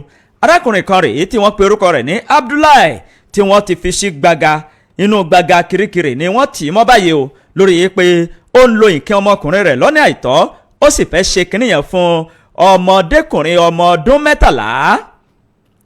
arákùnrin kan tó jẹ́ ẹni ọdún 40 níye tí wọ́n pe orúkọ rẹ̀ ní Ibrahim Abdullahi ni wọ́n ti fi sínú ọgbà kirikiri wípé ẹ̀sùn tí wọ́n fi kàn án ni wípé ó ń lo nǹkan ọmọkùnrin rẹ̀ lọ́nà àìtọ́ àti wípé ọmọdékùnrin ni ó fẹ́ ṣe kìnìyàn fún ní agbègbè mile 12 ní ọjà Kétu ní ìṣẹ̀lẹ̀ yìí ti ṣẹlẹ̀ kó tó di pé àwọn ọlọ́pàá ni wọ́n fi páńpẹ́ ọba mu. Abdullahi ni wọ́n fi ojú rẹ̀ ba ilé ẹjọ́ tí wọ́n sì tì í lọ́pọ̀pọ̀n ní ọjọ́ ìṣẹ́gun lọ sí iwájú ilé ẹjọ́. ẹ̀sùn tí àwọn ọlọ́pàá kà sí lẹ́sẹ̀ ni wípé òun ó ń lo kinní rẹ̀ lọ́nà àìtọ́ àti wípé ó fẹ́ ṣe kinní yẹn fún akọ tó jẹ́ ọmọdékùnrin ẹni ọdún 13 níye gẹ́gẹ́ bí agbèfọ́ba Inspector Donjun Parish òun ni ó fi ọ̀rọ̀ yìí tó àwọn oníròyìn létí ní ilé ẹjọ́ tí wọ́n sì sọ pé arákùnrin Abdullahi yìí ó ṣe ẹ̀ṣẹ̀ yìí ní inú oṣù kẹsàn-án ọdún 2024 pẹ̀lú bó ṣe yọ nǹkan ọmọkùnrin rẹ̀ jáde tó sì fi ń ṣe kinní yẹn fún ọmọdékùnrin ọmọ ọdún 13. ó sì ṣàlàyé fún ọmọ náà wípé kò gbọ́dọ̀ sọ fún ẹnìkankan o ó bá fún ní 2,000 wípé kó gbà sọ́wọ́ wípé eléyìí ní kọ́kọ́ mú sọ́wọ́ náà wípé òun yóò sì tún fún ní owó míì. ọmọ náà sọ fún àwọn òbí rẹ̀ ni wọ́n bá fi tó àwọn ọlọ́pàá létí. iléeṣẹ́ ọlọ́pàá wọn ti fi ọwọ́ taari ìpàkọ́ rẹ̀ sí iwájú ilé ẹjọ́ láti fi ojú rẹ̀ wí ní ẹjọ́ kó sì jó lamba pa ní iwájú òfin. iṣẹ́ ìwádìí ń lọ lọ́wọ́. ìwé ìròyìn PM ló kọ ìròyìn náà jáde ẹ lè mú kẹsẹ̀rí ẹ̀ níbẹ̀. nínú ìwé ìròyìn Punch náà ni ìròyìn yìí wà níbi tí àwọn ẹgbẹ́ òṣìṣẹ́ lórílẹ̀‐èdè Nàìjíríà NLC tí wọ́n mà ti sọ wípé àwọn ìjọba ìpínlẹ̀ kan wà tó sì jẹ́ wípé 5,000 náírà yún 5,000 náà ní owó tí wọ́n sì tún fi kún owó oṣù àwọn òṣìṣẹ́ látàrí bí ìjọba ti pa á láṣẹ pé kí wọ́n máa san 70,000 fún àwọn òṣìṣẹ́ yìí. ẹni tí í ṣe ààrẹ fún àwọn òṣìṣẹ́ Joe Ajaero ni ó sọ ọ̀rọ̀ yìí ní ọjọ́ ìṣẹ́gun nílùú Àbújá níbi tí wọ́n ti ń ṣe àyájọ́ ọjọ́ tí wọ́n pè ní gender conference tí ó jẹ́ wípé àwọn obìnrin tí ó wà nínú ẹgbẹ́ àwọn NLC yìí ni wọ́n ṣe agbátẹrù ẹ̀ nígbà tí Àjẹrò tó ń sọ̀rọ̀ pé ṣé rí owó àwọn oṣù eléyìí tí wọ́n ti pìyàmọ́ fún àwọn òṣìṣẹ́ eléyìí tí wọ́n ti ní 70,000 òun ni kí owó oṣù àwọn òṣìṣẹ́ kó máa jẹ́ ṣùgbọ́n tó jẹ́ pé wọ́n tó ọ̀pọ̀lọpọ̀ ló máa tún jẹ owó orí àti àwọn owó eléyìí tí ó gùn o nígbà tó ń sọ̀rọ̀ ó ní ọ̀rọ̀ òun tẹ̀ wá ti di ohun tí ò ṣe é fi sára mọ́ tó jẹ́ wípé àwọn owó náà gan ó ti di gọbọyì. Èló wà ní gbogbo owó oṣù ọ̀hún? Ó ní ẹ jẹ́ n sọ fún yín, ṣé mọ̀ pé oríṣiríṣi ìwé òun ni ó ti ń gọbọyì lórí owó tí ẹ̀ ń sọ yìí. Ó ní ẹ jẹ́ á sòótọ́ fúnra ara wa, ṣe rí 70,000 yìí bó bá fẹ́ máa lọ bí iṣẹ́ fún odidi ọjọ́ 24 àbí odidi 20 nínú oṣù kan, ó ní sórí ojú ẹsẹ̀ ló kàn rí pé owó 70,000 yóò kàn pòórá lójijì ni. Jẹ́ ń sòótọ́ kan fún ọ, ó ní owó iléèwé ó ti di gọbọyì, owó ọkọ̀ ó ti di ohun tó burú jáì, nǹkan ti gbówó lé lórí. Gbogbo àwọn kinní yìí ló ń kojú àwọn òṣìṣẹ́. Ó ní níbẹ̀ níwọ̀ kan wá ti jókòó gẹ́gẹ́ bí gómìnà ìpínlẹ̀ kan, ó wá rò pé ẹgbẹ̀rún 5,000 péré náà ló yẹ kó fi kún owó oṣù àwọn òṣìṣẹ́. Ó ní ṣe ò rí pé wọ́n máa wò pé èló ní 5,000, kí ní 5,000 gan sì ká. Nígbà tí ó ń sọ̀rọ̀, ó ní láwọn ẹ̀ka àwọn òṣìṣẹ́ 70,000 náà ni ó jẹ́ àsọpọ̀ àwọn tí àwọn sì gbà pé kí wọ́n máa san o. Ó ní ṣùgbọ́n ó ṣe níláàánú wípé àwọn míì má tún fi ọwọ́, wọ́n tún fi àwọn ọ̀rọ̀ kan ṣọwọ́ sí òun wípé owó yìí wọn ò máa san, tó jẹ́ pé 5,000 péré ni àwọn òṣìṣẹ́ ní àwọn ìjọba míì ní ìpínlẹ̀ míì ni wọ́n máa fi kún owó ọ̀hún. Ẹni tí ṣe ààrẹ fún àwọn ẹgbẹ́ òṣìṣẹ́ ni ó wá sọ̀rọ̀. Ó ní gbogbo àwọn òṣìṣẹ́ tó wà ní ẹ̀ka ti ìjọba àpapọ̀ eléyìí tó jẹ́ wípé wọn ò mà tí ì gbọ́ owó yìí làwọn èèyàn máa ń sọ̀rọ̀ kíkan wípé ẹ wo àwọn ò mà gba owó yìí. Nígbà tó tún sọ̀rọ̀, ẹni tí ṣe alága fún àwọn òṣìṣẹ́ lóbìnrin Salamatu Aliu, òun náà sọ wípé ọ̀pọ̀lọpọ̀ àwọn obìnrin lórílẹ̀‐èdè Nàìjíríà ni wọ́n tẹ̀síwájú láti máa ṣe àwọn ọ̀wá abú, àwọn nǹkan tí ò tọ́ láwùjọ nígbà tí owó ò bá tó owó. Ẹ wò wọ́n sọ̀rọ̀, wọ́n ní àwọn ìpínlẹ̀ kan wà tó jẹ́ pé 5,000 naira náà ni owó eléyìí tí wọ́n fi kún owó oṣù àwọn òṣìṣẹ́ lẹ́yìn ìgbà tí ìjọba ti ní kí wọ́n máa san owó tó tó 70,000 fún wọn lóṣooṣù. Bẹ́yìn bá fẹ́ ṣẹ̀rí ẹ̀, ẹ lọ sínú ìwé ìròyìn Punch eléyìí tó jáde fún tàárọ̀ yìí kẹ́ lọ mú kẹ́ṣẹ̀rí ẹ̀ níbẹ̀. Jẹ́ kí n mú eléyìí wá ní belenja ò nítorí àsìkò wa. Àgbà tí ò bá lè kẹhùn sọ̀rọ̀ yóò kẹtẹ sáré. Gómìnà Seyi Makinde wa ní ìpínlẹ̀ Ọ̀yọ́ ó kẹhùn sọ̀rọ̀ o, ó sì fi ewé ọmọ ó fi mọ́ Olubadan títí ilẹ̀ Ìbàdàn pẹ̀lú Oluwo ó fi mọ́ àwọn méjèèjì létí. Gómìnà ìpínlẹ̀ Ọ̀yọ́ onímọ̀ ẹ̀rọ Seyi Makinde ló ti fohùn léde tó sì ń rọ ọba àlàyé Olubadan títí ilẹ̀ Ìbàdàn ọba Owólabí Ọlákùnlẹ́yìn àti akẹgbẹ́ rẹ̀ Olúwo títí ìlú Ìwó ọba Abdulrasheed Adéwálé Àkànbí lórí fàákàjà tí wọ́n ń sọ ògúlùntú bàbá òkò sí ara wọn tí wọ́n sì ń fi ọ̀rọ̀ ńlá tí wọ́n fi ránṣẹ́ síra wọn o. Ìwé ìròyìn Insight Ọ̀yọ́ ó jábọ̀ wípé àwọn orí adé méjèèjì yìí ni wọ́n ní fàákàjà lórí ọ̀rọ̀ kan tó ní ṣe pẹ̀lú ààlà ilẹ̀ tí ní ìpínlẹ̀ Ọ̀ṣun àti ìpínlẹ̀ Ọ̀yọ́ tí àwọn méjèèjì tí wọ́n sì ń sọ òkú ọ̀rọ̀ ńlá sí ara wọn o. Nínú àtẹ̀jáde kan tí ó jáde lánàá ọjọ́ Ìṣẹ́gun, èyí tó gba ti ọwọ́ kọmíṣánná fún ìlara ẹni lọ́yẹ̀ àti ìkànsíra ẹni ọmọọba Dọ̀tun Oyèládé, níbẹ̀ ni gómìnà ló ti fi ohùn léde wípé ẹ sinmi ọ̀rọ̀ ńlá tí ẹ ń sọ síra yín, ṣe bí àgbà kí wà lọ́jà kórí ọmọ titun ọwọ́. Ẹ sọ̀rọ̀ yìí ní ìtúbínùbí, kì í ṣe wípé kẹ́ ẹ máa sọ òkú ọ̀rọ̀ lóra yín. Ẹ̀yin ni bàbá, ẹ̀yin sì ni orí adé, ni ìwé ìròyìn Insight Ọ̀yọ́ ló fi síta o. Ẹ lè mú kẹsẹ̀rí ẹ̀ níbẹ̀ belenja ni mo mú wá. Nínú ìwé ìròyìn Punch náà ni eléyìí wà níbi tí àwọn ọmọlẹ́yìn Kristẹni tí wọ́n mà ti sọ̀rọ̀ tako ìpakúpa eléyìí tí wọ́n ń pa àwọn ènìyàn ní orúkọ òṣèlú, tó sì rọ ìjọba pé dákun ẹ bá wa dá sí ìdúnkokò mọ́ni eléyìí tó ń ṣẹlẹ̀. Àwọn kan tó ń porúkọ wọn ní Christian Right Agenda, ìyẹn àwọn ọmọlẹ́yìn Kristẹni tí wọ́n ń jà fún àwọn ẹ̀tọ́ wọn, ni wọ́n ti ké sí ààrẹ Bọ́lá Tinubu. Wọ́n ní kí bàbá tún ro kó sì tún ìlànà rẹ̀ ṣe, tí wọ́n sì pariwo lórí àwọn Fúlàní eléyìí tó jẹ́ wípé wọ́n mọ̀ àtijọ́ ń kojú ara wọn ní àwọn ìpínlẹ̀ Benue àti Plateau tẹ́lẹ̀, tí wọ́n sì sọ wípé àwọn agbègbè tó tó bíi 100 ló mà ti lọ sí gbogbo nǹkan tá à ń sọ yìí. Nígbà tí wọ́n sọ̀rọ̀ wípé ẹ̀yin gómìnà náà ẹ dá sí à ń pani nípakúpa yìí, kẹ́sì jẹ́ kí á pohun tí ò bá da ní nǹkan tí ò da. Nínú àṣẹjáde tí ó fi léde nílùú Àbújá lọ́jọ́ Ìṣẹ́gun, níbẹ̀ ló ti sọ wípé ṣẹ́rí àwọn ìlú méjèèjì yìí ni wọ́n ti wà nínú ìlà yìí lò láti bí ọ̀sẹ̀ mẹ́ta sẹ́yìn. Ó ní ìpínlẹ̀ Benue àti ìpínlẹ̀ Plateau ló jẹ́ pé wọ́n ń ṣe ìkọlù sí tó jẹ́ pé àwọn dúkìá ẹ̀mí ni ó ti ṣòfò tọ́pọ̀lọpọ̀ sì ti di aláìnílé lórí. Ó ní ṣe rí àwọn ìkọlù eléyìí tí wọ́n ń ṣe fún wọ̀nyí láàrin àwọn adarẹ̀jẹ̀ àti àwọn aráàlú ló ti di nǹkan tó máa ti ń di wàhálà tó máa ti ń lè. Ó ní gbogbo àwọn kìrìsìtẹ́nì lápá abẹ́hùn náà máa ń kojú wàhálà. Wọ́n pa àwọn ọmọlẹ́yìn Kristi nípakúpa.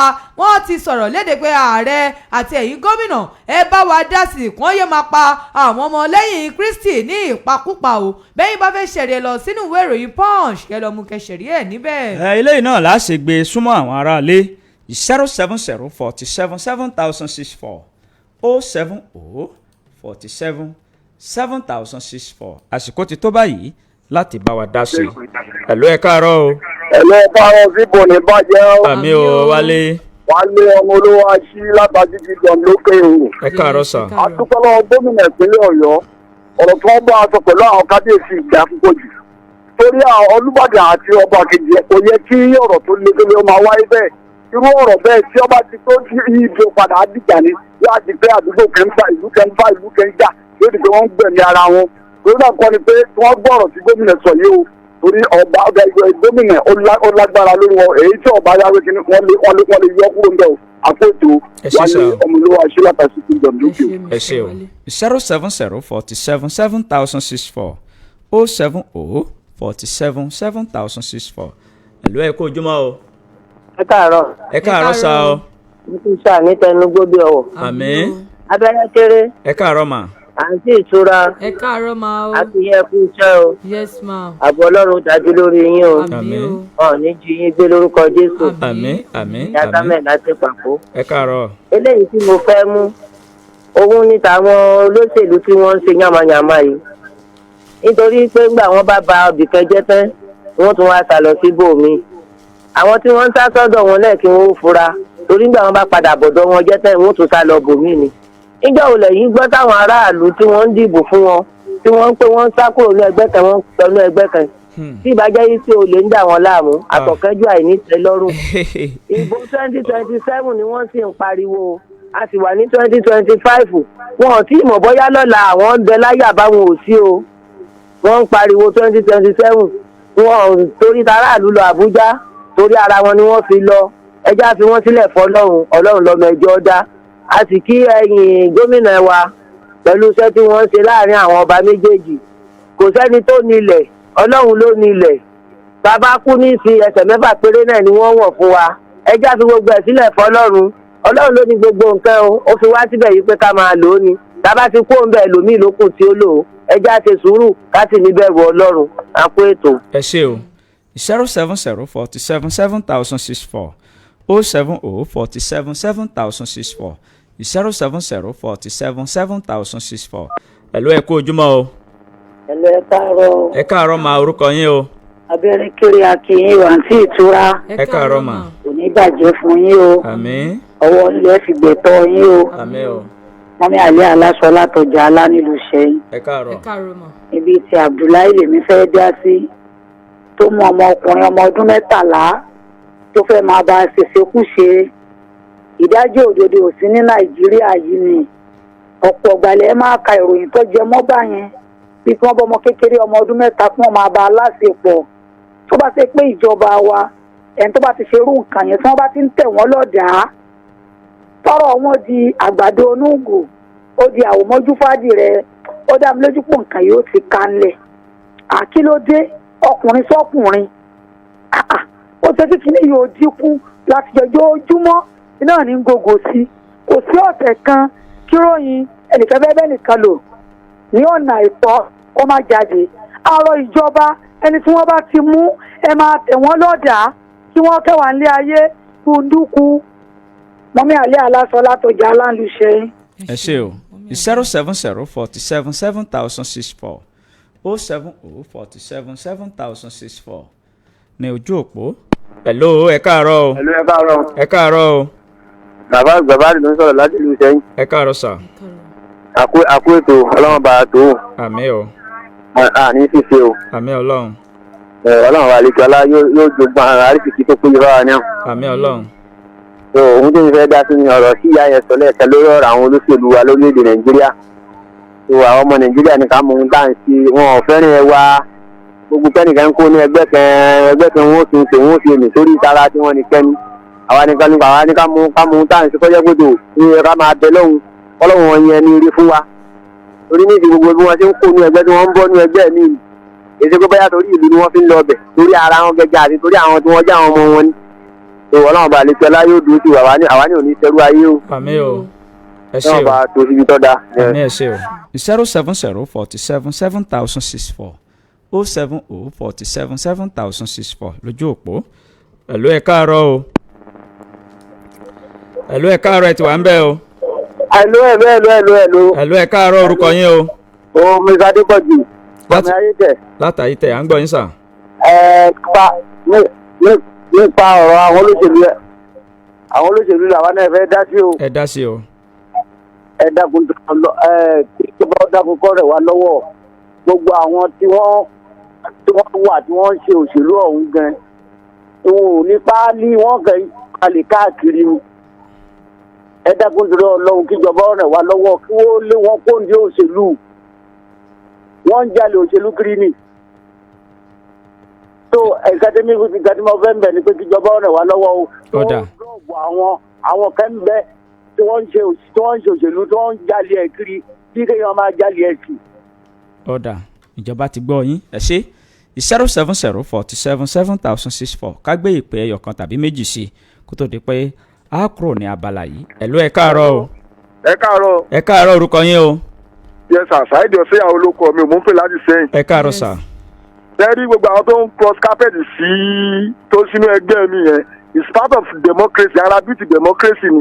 ilé bàbá mi ọ̀pọ̀lọpọ̀ bùgbé lọ́wọ́ à ń bẹ̀ àwọn tó bá tún ní interest láti inú ẹgbẹ́ mi sínú APC wọ́n free ìyẹn bẹ́ẹ̀ ṣé wàá rí àwọn tí wọ́n sọ pé bóyá Seyi Tinubu ọ̀nà Seyi Tinubu tàbí yẹn jẹ́ ààrẹ àbí yẹn jẹ́ gómìnà àbí yẹn jẹ́ whatever ní Nàìjíríà àbí lórílẹ̀‐èdè mi kò sọ pé èèyàn ò lè dupò kò sọ pé èèyàn ò lè dìbò fún yẹn tàbí kẹ́yìn náà dìbò fún yẹn kó wọlé níwọ̀nba àgbà tí yẹn bá ti qualify so orílẹ̀‐èdè Nàìjíríà lèmi ti rí pé wọ́n pé bóyá bàbá yẹn ti jẹ́ gómìnà pé bóyá òun ni ò lè jẹ́ nǹkan mímọ́ àbí ìyàwó rẹ̀ ò lè jẹ́ àbọ̀mọ́ rẹ̀ ò lè jẹ́ níwọ̀nba àgbà tó bá ti qualify ó free so ilé bàbá mi ọ̀pọ̀lọpọ̀ gbólówó à ń bẹ̀ wá tún ẹ̀sẹ̀ àwọn èèyàn sínú ẹgbẹ́ APC o ṣáà ẹ ṣé o láti ìlú Ìṣẹ̀yìn. olóṣèlú ni ká gbé ìpè ẹyọ kan sí báyìí 070 tó bá tètè rápálá wọlé. ẹ̀lú ẹ̀ káàárọ̀ o. ẹ káàárọ̀. ẹ káàárọ̀ orúkọ yín pápápá. orúkọ mi ni askandaria láti ìlú Ìṣẹ̀yìn. ẹ káàárọ̀. ètò ìdìbò nígbà yẹn fún yín. àdúpẹ́ o. ẹ̀rí ọ̀rọ̀ ìṣèlú Nàìjíríà wọ́n ti sọ́dọ̀ òwò náà fi ń ṣe òṣìṣẹ́ bá rẹ sọ́hùn bí òṣèlú kó rẹ̀ wá bíbá yìí ni gbogbo àwọn tí ń kọ́ ìṣẹ́gbẹ́ yẹn ní tó jẹ wọ́n wá Ọlọ́run kó ṣàánú àwa mẹ̀kúnnù ni àwa ní ká mọ̀ wọn ara wa ká má ṣe jàgídíjẹ kí wọ́n má lò wá ń lòkulò Ọlọ́run níjọba jẹ́ fún yẹn pé jù. ẹ ṣé. 89.1 FM. rédíò wo lèyí tó milẹ̀ títí rédíò wo lèyí tó rinlẹ̀ dòdòdò wọ́n gbọ́ wá jákèjádò gbogbo ayé àwọn tó ti mọ̀ wá wọ́n tún sọ fẹ́ lòmíràn àwọn ètò wa dùn ó tún kọ́ni lọ́gbọ́n ó ti ń lọ nígboro ọ̀dọ́ wa lẹ́ ó ti gọ̀ nínú ìròyìn àtayọ̀ wọn àwọn ètò wa jẹ́sí ní gbèsè wọ́n ṣáà ní àrídùnnú rédíò FM ní inú ìròyìn àtayọ̀ wọn àwọn ètò wa jẹ́sí ní gbèsè wọ́n ṣáà ní àrídùnnú rédíò FM ní FM 89.1 ẹ máa gbọ́. ojúlówó ohun tó yọnu ìdodo nídajì ara ship 89.1 FM ní gbogbo ènìyàn ń polówó ọjà tí wọ́n fi ń jèrè rẹpẹtẹ olókoòwò ńlá olókoòwò kéékèèké ẹ máa bọ̀ ìrọ̀rùn ló bá dé lọ́dọ̀ tiwa èrè lobìnrin ń jẹ lábọ̀ ọjà ẹ bá wa dòwò pọ̀ kẹ́ ẹ jèrè rẹpẹtẹ. àtótó arére o gbogbo ẹ̀yin olùgbọ́ wa iléeṣẹ́ Ranse pension kó eré dà sílẹ̀ ẹ̀pọ̀ wìtì. ẹ̀dínwó lórí gbogbo oògùn tó ń jáde ní iléeṣẹ́ Ranse pensions ìfàní eléyìí jẹ́ fún gbogbo ènìyàn ẹni ìfà òtọ́ sí ní pè ní àràmù. ẹni tó gbọ́ kó wí fún ẹni tí ò gbọ́ pé ètò ẹ̀dínwó oògùn ń lọ ní iléeṣẹ́ Ralac Ventures. pẹ̀lú àyẹ̀wò ọ̀fẹ́ ìwọ náà má fi ọ̀rọ̀ ara rẹ dọ́là. ẹ̀dínwó ni ẹ ó bá gbogbo oògùn tó ń jáde ní iléeṣẹ́ Ralac Ventures fún odidi ọ̀sẹ̀ kan gbáko. bẹ̀rẹ̀ láti ọjọ́ ajé April 28 títí di May 4. àwọn ibi tí ẹ ó ti rí àwọn oògùn tó ń jáde ní iléeṣẹ́ Ralac Ventures rà ní ọ́fíìsì wọn tó wà ní ìlú Ìṣẹ́yìn ní ojú bàbá ìyànà Òkè Ayọ̀ àti ọ́fíìsì wọn tó wà ní ìlú Òkè Ò ní ẹ̀gbẹ́ gáràjì Ìṣẹ́yìn Òlèlè nílé bàbá Akíntọ́lá. oògùn ẹ̀dínwó fún odidi ọ̀sẹ̀ kan gbáko ní iléeṣẹ́ Ralac Ventures. ẹ àbọ̀ wìtìwìtì. ẹ kú kalẹ̀ níbi gbogbo ibikíbi tí afẹ́fẹ́ ìkànnì yìí tó ń fẹ́ dé. à ń kí yín wípé ẹ kú ìtẹ́tíléko ẹ kú ìdarapọ̀ mọ́ wa. ẹ ti mọ̀ wípé a ti fi ìròyìn àjímọ́ná a ti fi tì sí ẹ̀gbẹ́ kan ṣùgbọ́n iléeṣẹ́ Ralac Ventures àwọn ni wọ́n fẹ́ fọn rere nǹkan tó ń lọ ní iléeṣẹ́ wọn.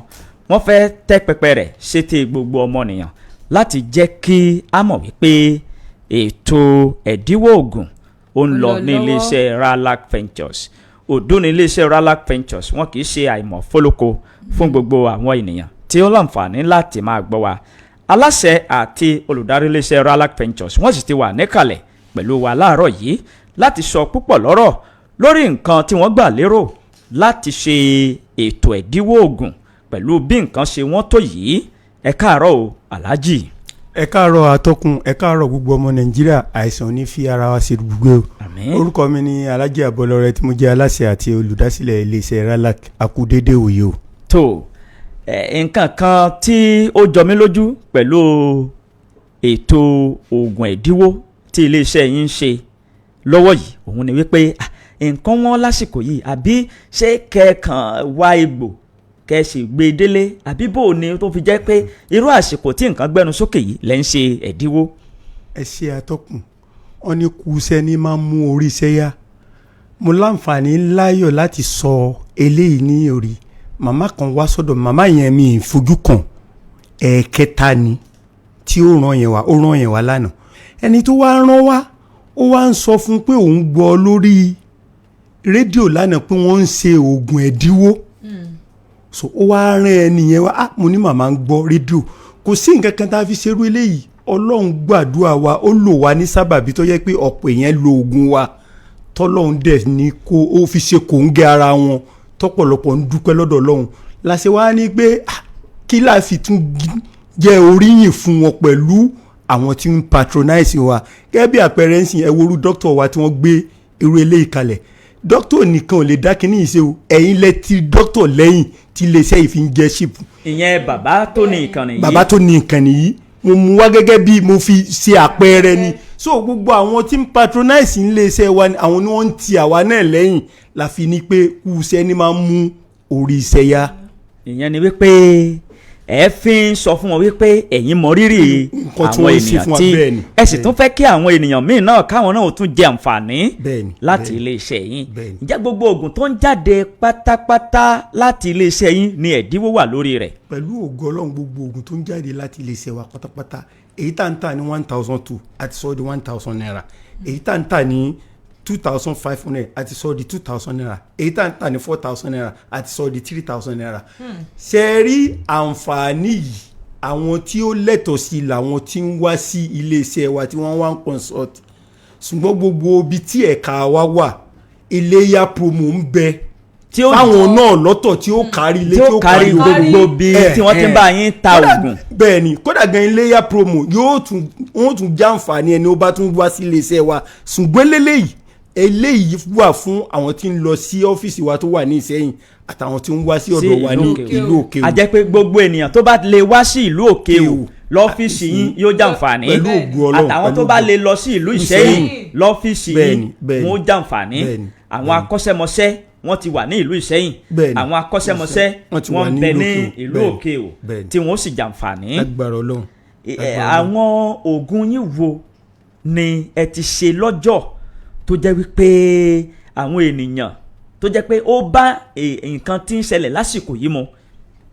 atọ́kùn gẹ́gẹ́ bí ètò tá a ṣe lánàá ṣe bọ́pọ̀ ń pè wọ́n náà wọ́n ní kú iṣẹ́ ní máa mú gírí iṣẹ́ yá ọ̀pọ̀ àwọn èèyàn ti ń lo àwọn oògùn wa lóríṣiríṣi tó jẹ́ pé ń dẹ̀ ń ṣe kòńgẹ́ ara wọn tọ́lọ́run ń lò wá ń sábàbí àti rẹni tó ti wá sí iléeṣẹ́ wa lórí àǹbẹ̀lọ́wọ̀n ọmọ tọ́lọ́run pa á lẹ́rìn ayọ̀ àti rẹni tó ti wá sí iléeṣẹ́ wa tó ń complain lórí ojú tọ́lọ́run ní èso ojú tó ti fọ́ o ṣùgbọ́n ojú ń yún mi ojú ń wa mi kùrukùru ní ojú tó ti wá sí iléeṣẹ́ wa tó ti dúpẹ́ lọ́dọ̀ Ọlọ́run àti rẹni tó ti ní arthritis àwọ̀kọ́ ọwọ́ àwọ̀kọ́ ẹsẹ̀ àfi ẹ̀fọ́rí àìróorun sùn tọ́lọ́run ti wá lò wá ní sábàbí tó jẹ́ pé ọ̀pọ̀ èèyàn mi ò tún máa sọ pé ẹni tó wá sọ́dọ̀ yín Fúlàní kan wá sọ́dọ̀ mi ó fẹ́ tó bí oṣù mẹ́ta ń sìn ó ní Yorùbá kan ló sọ pé kò ń wá wàláì tàláì nígbà tí Fúlàní yẹn tí ó dé ó dẹ̀ gbọ́mọ rẹ̀ wá Ọlọ́run gbogbo ohun tá a fún Ọlọ́run ló ń sábàbí ó wá ń pè mí pé níjọ́ òní màá wà lọ́fíìsì mo wà ní sàkínjọ́ náà lọ́hùn pé ẹnìkan ń bẹ èèyàn méjì ló ti mú wá irú ohun tí iléeṣẹ́ wa máa ń ṣe nìyẹn èèyàn ò ní wá sí iléeṣẹ́ wa kó má dúpẹ́ lọ́dọ̀ Ọlọ́run nítorí tá a bá fún wọn lóògùn tán á tún rawọ́ sọ́lọ́run lóru pé Ọlọ́run ò ìyìn tó wọ́n gbà lẹ̀ ìwọ lọ́ba tó làrùn tó fi ṣèyàn bá a mú un tí ń bẹ lára wọn kúrò. nílé iṣẹ́ yín pẹ̀lú ògo Ọlọ́run.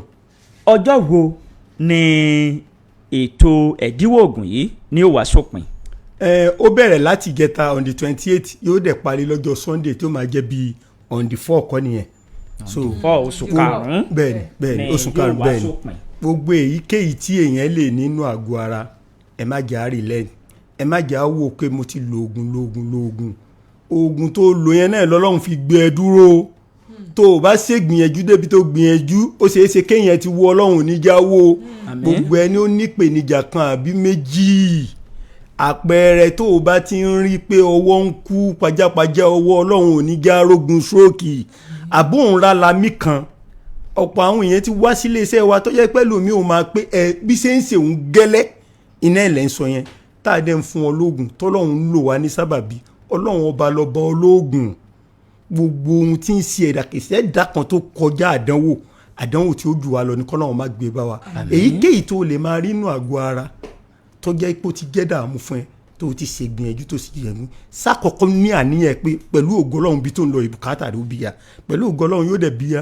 ṣé mọ̀ ké ìgbàgbọ́ tọ́pọ̀lọpọ̀ ní àwọn jápajàpa tí wọ́n kọjá lọ sórílẹ̀-èdè mi gẹ́gẹ́ bí ìròyìn tẹ́yìn náà tún kà jáde lẹ́ni ẹ̀rí kété nìkan bá nípèníjà tó lóun lọ gbàtọ́jú nílé òkèèrè àwọn tí ó tọ́jú ẹ̀ náà làwọn ọmọ orílẹ̀-èdè wa yìí ṣùgbọ́n ìgbàgbọ́ tí wọ́n ní pé bùkátà àwọn òbí ya iná Ọlọ́run fi ń pẹ̀lú wọn gbogbo wọn tó bá ti ń bọ̀ ìgbàgbọ́ ni kọ́kọ́ tì síwájú pẹ̀lú ògo Ọlọ́run pé iléeṣẹ́ Ralac tó ń lọ yìí o pẹ̀lú ògo Ọlọ́run ohun tá a ti káàkiri tí èso orílẹ̀-èdè yìí bí orílẹ̀-èdè 9 gẹ́gẹ́ bí ọ̀rọ̀ tèmi dẹ́ máa ń sọ ọ ní wòlíì kan ní nílùú rẹ̀ ó dìgbà tó bá jáde nínú ìlú tó wá ń padà wọlé bọ̀ tí wọ́n á rólò èrò lẹ́yìn ni ó sẹ̀ tó gbà fún ilé ayé ṣe rí nìyẹn ẹ jáde ẹ wá jẹ àǹfààní yìí lọ́pọ̀ yanturu. àwọn oògùn tẹ́ kọ́ kalẹ̀ tó ráwọn èèyàn ti ń wò lójú òpó Facebook lọ́tún lọ́sìn báwọn ẹlòmíì ẹ mọ̀ pé ṣẹ̀ṣẹ̀ ń gbọ́ fúngbà àkọ́kọ́ ni kò tí ì máa gbọ́ ẹ̀yìn ìnáná àwọn oògùn débi pé ihun tí bá ń ṣe òǹkálukú gan lágọ̀ọ́ ara yóò lè bá a mú pẹ̀kí bí bá sì ti ń débẹ̀ yóò lè pé tó eléyìí ni ẹ fún mi ò tilẹ̀kùn mọ́ mi ní o ẹ tilẹ̀kùn lẹ́yìn àbí kò lọ ti ń fẹ́ èwo ni tilẹ̀kùn mọ́ mi. gbogbo ni wọ́n ti ń sọ tilẹ̀kùn mọ́rí jálàyé